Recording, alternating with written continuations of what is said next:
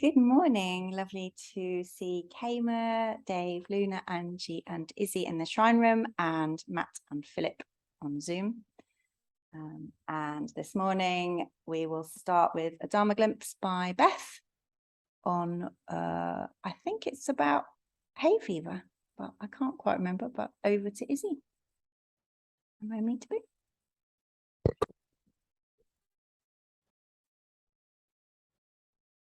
Autumn cleansing. Today I sneezed 3 times in a row and I knew it had begun. I had not long returned from a walk in the woods with the daisies, kicking fallen leaves, examining strange and bizarre fungi, and generally feeling the wildlife and landscape slowly closing down. More leaves below than up above, acorn shells free of their nuts, squirreled away somewhere secret, and the smell of decaying matter being laid down, ready in preparation for next year's beginnings. I sneezed 3 more times, and my eyes smarted with the coming of the spore release. The twitching of the nose, the itching of the ears, and feelings of tiny particles of damp migrating furry things on my body. It all felt unpleasant. But this is life at its most incredible and most bizarre. Some truly magnificent creatures and plants are playing out their wondrous acts, ugly, bizarre, stinky, and pretty incredulously complicated sights to behold. Why is it that spring is seen as the bearing of beautiful things, while autumn delivers hideous, unforsaken sights? Autumn is amazing and so enriching and enticing, a perfect example of bewitching and beguiling, tricking us, scaring us, and propelling us into the path of death and decay. Autumn is about preparing, looking ahead, and closing down for some dying. So I'm experiencing an autumn cleanse, and I should be used to it by now. I kind of embrace the thought of a general cleansing of the body, ridding itself of all the pollen and summer clutter accumulated through the warm seasons. But actually, I could face this unpleasant reality far better if I too could snuggle down into a fern-lined hidey hole with sphagnum moss pillows to rest my head upon, with hazelnuts and chestnuts to munch on until spring's release arrives again. Namo Amida Boo.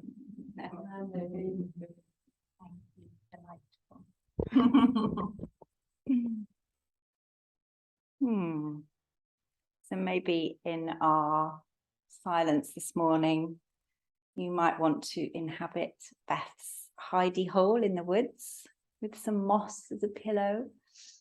Or you might want to be elsewhere in nature, wherever you feel called to this morning. I might just imagine myself sitting in that little hidden patch in the bamboo that Angie told me about down in the garden. Everything glistening with the rain around. And see if the Buddha would like to join you there and offer you some blessings. Namo Amida Boo.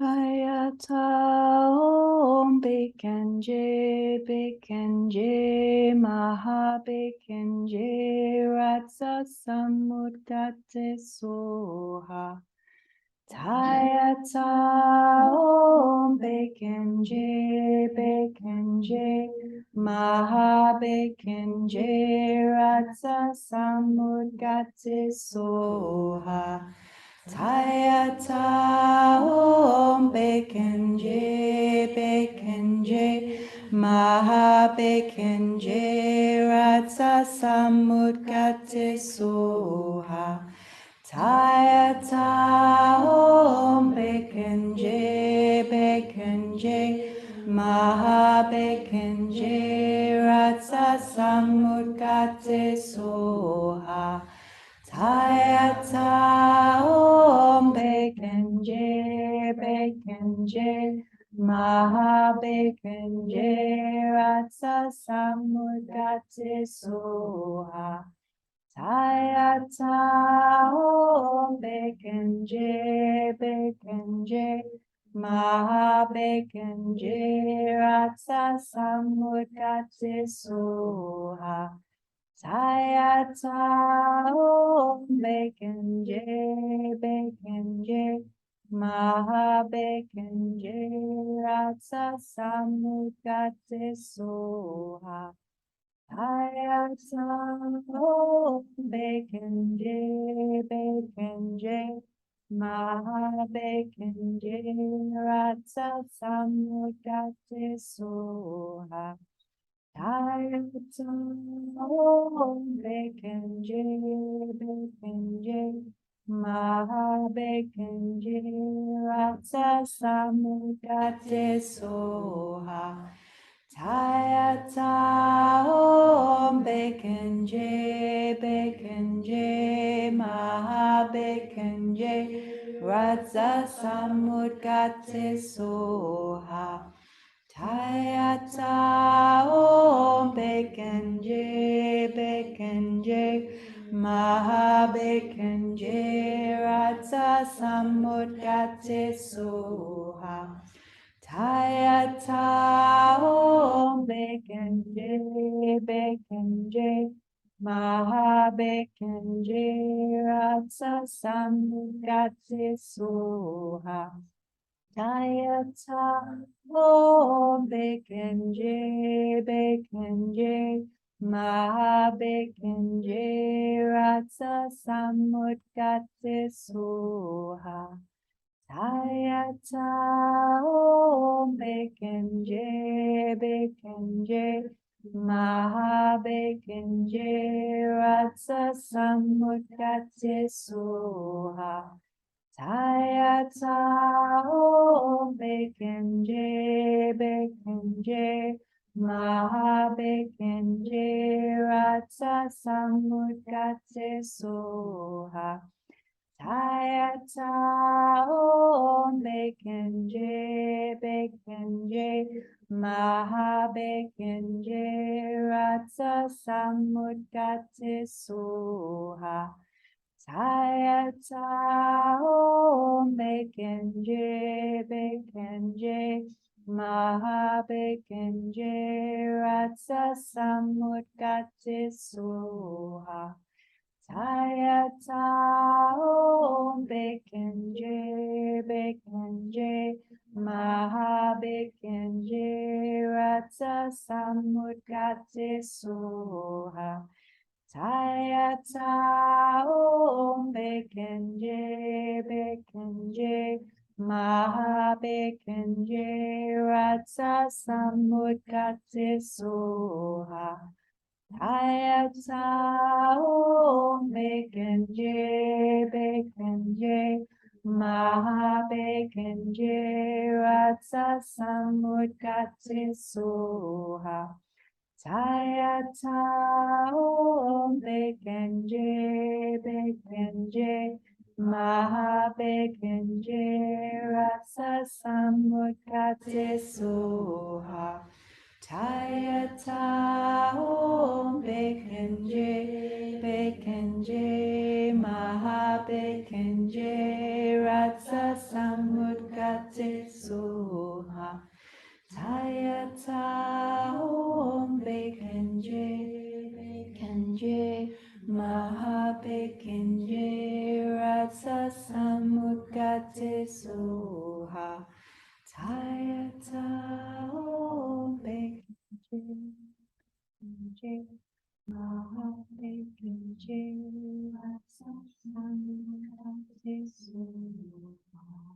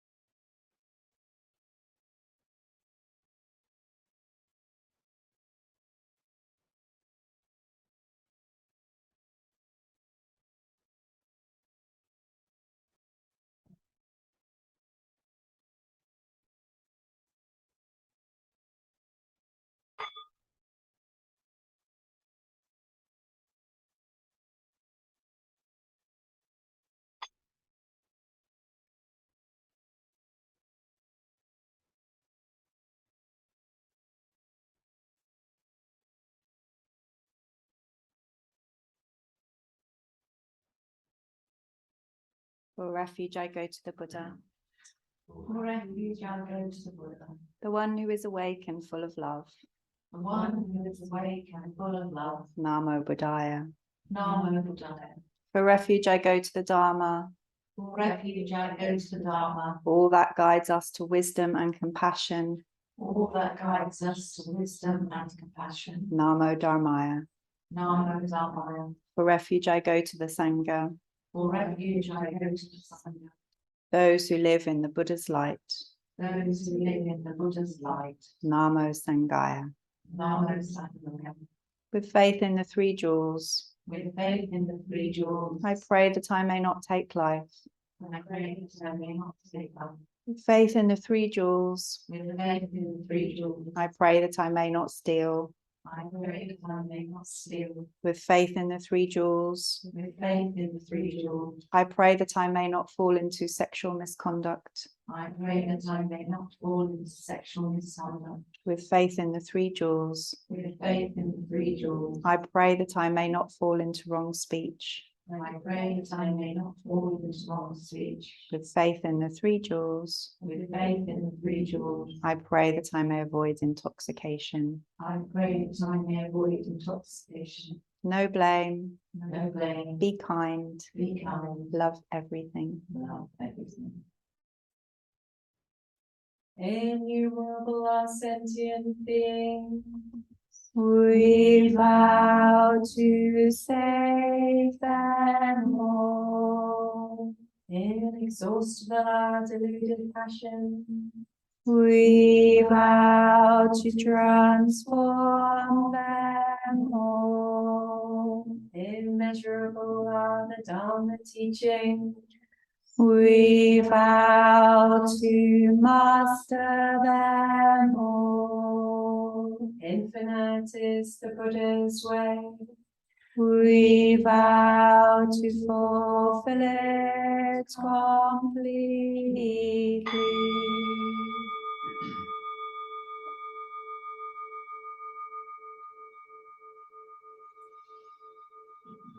Namo Meedabu. So yesterday I went to London with Extinction Rebellion Buddhists and locals and Christians and all the others. That's where Casper is today. And there were a couple of thousand of us, I think. And we sat outside Downing Street for 5 or 6 hours.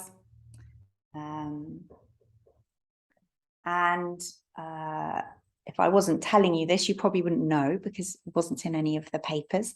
We were completely upstaged by JSO and a tin of soup that was thrown over the sunflowers, Van Gogh sunflowers. And of course, upstaged is the wrong word because the message that they had is the same message that we have, which is that we need to just stop oil and all the other things. But it kind of caused me to reflect on how it would be to know that that what I did yesterday or what everybody did yesterday had no effect. And I guess there's maybe 3 levels of effect that are possible with activism. One is that the protests definitely lead to change in the world, so that there is a kind of a clear correlation between protests and laws changing or public opinion changing or governments and corporations changing. And the second is a more sort of metaphysical kind of effect, that the idea that if we put love into the world, that love is never lost. We might not know where it's going or what it's doing, but it's out there, and there's something tangible about that. There's something real about the sort of the input of protest equals the output of some kind of good change, and we don't know when or how but we can trust it.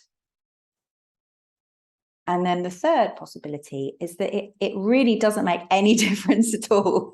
Literally nothing. that a few people see and give it a passing thought, or the police have to, there were hardly any police there yesterday. They've really got clever at policing us. There were like maybe 10 policemen, I don't know. And they were just like, oh, leave them there. They've said they're going home at 6. They'll all go home at 6. And we did.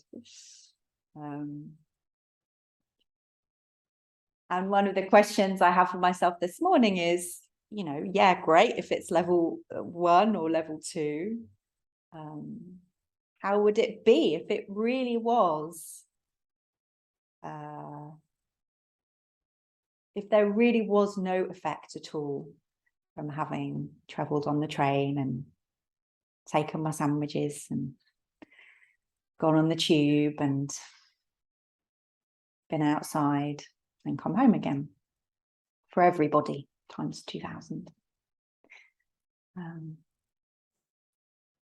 And the way I feel right now, because this is so complex and shifting all the time, and we all have to find our own answers to these kinds of questions, but the answer for me right now is I'm really glad I went, because I got to, my body was saying something. My body was in a particular place with other bodies, and it was saying something, it was expressing something that doesn't have many places to be expressed in my life. And not only that, but as a bonus, because that's how it was to do my vigil in town on my own, as a bonus, there were all these other people who were also there and who were also saying something about what is wrong and what needs to change. And so even if you take away all the nice contact I have with people that I know, and the time I got to read on the train, which is amazing, a whole 2.5 hours stuck in a seat, not being able to do anything else but read and listen to music.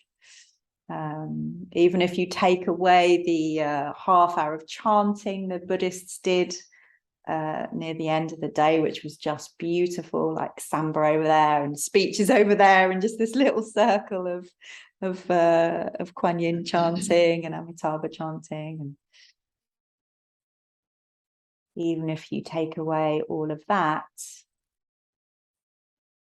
it was good to be there. And I think about how we hear that activism should be a spiritual practice. It should be something that we do not because we want something back, or that we or that it gives us anything,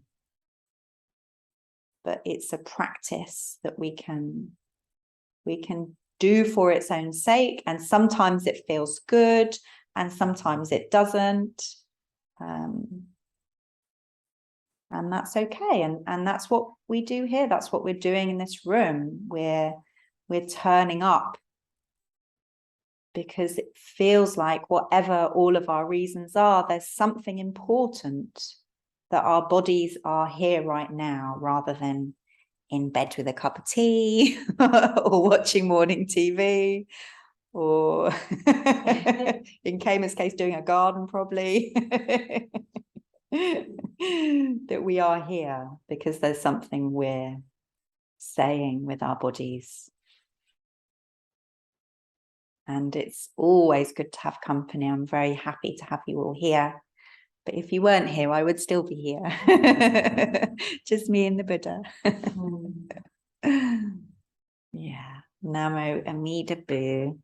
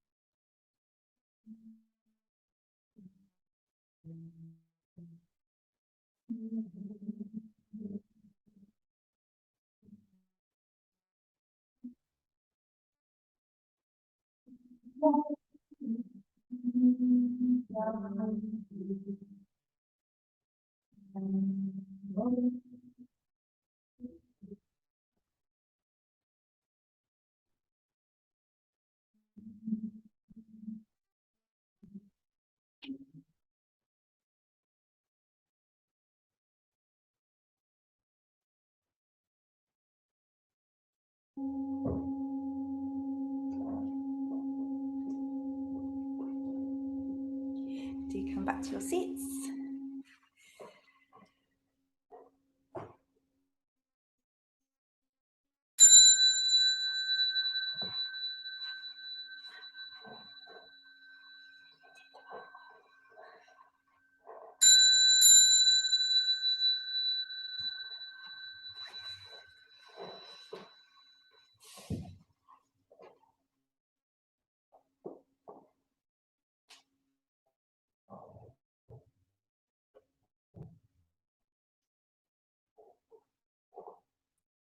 Everyone mute, guys.